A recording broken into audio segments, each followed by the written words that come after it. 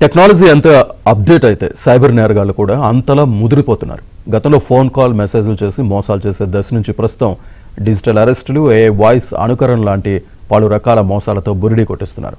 అలాగే ప్రఖ్యాత కంపెనీలను అనుకరిస్తూ మెసేజింగ్ యాప్స్ ద్వారా కూడా మన ఫోన్లలోకి చొరబడి ఖాతాలు ఖాళీ చేస్తున్నారు. వచ్చే రోజుల్లో ఈ నేరగాళ్లు మరింత సవాళ్లు విసరనున్నారు.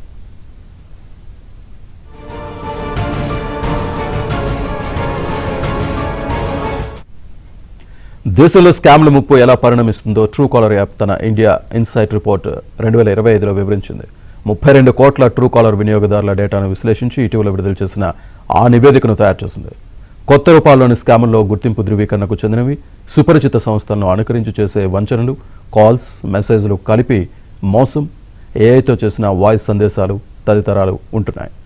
సాధారణ ఎస్ఎంఎస్, ఫోన్ కాల్స్కు బదులుగా థర్డ్ పార్టీ మెసేజింగ్ యాప్స్ అయిన WhatsApp, Instagram, direct message, Telegram లాంటి వాటిని నేరగాళ్లు లక్ష్యంగా చేసుకుంటున్నారు. అలాగే ఎస్ఎంఎస్లతో ఫేక్ కరెంట్ బిల్లులు, ట్రాఫిక్ చలాన్ల వంటి వాటి ద్వారా డబ్బు కొట్టేసే ప్రయత్నం చేస్తున్నారు.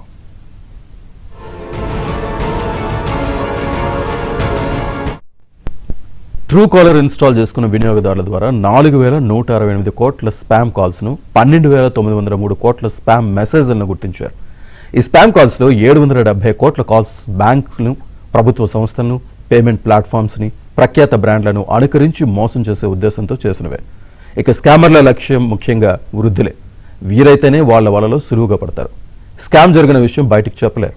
కమ్యూనిటీ రిపోర్టింగ్ సహకారంతో 1,189 కోట్ల స్పామ్ కాల్స్ను వినియోగదారులకు చేరకుండా ట్రూ కాలర్ అడ్డుకుంది.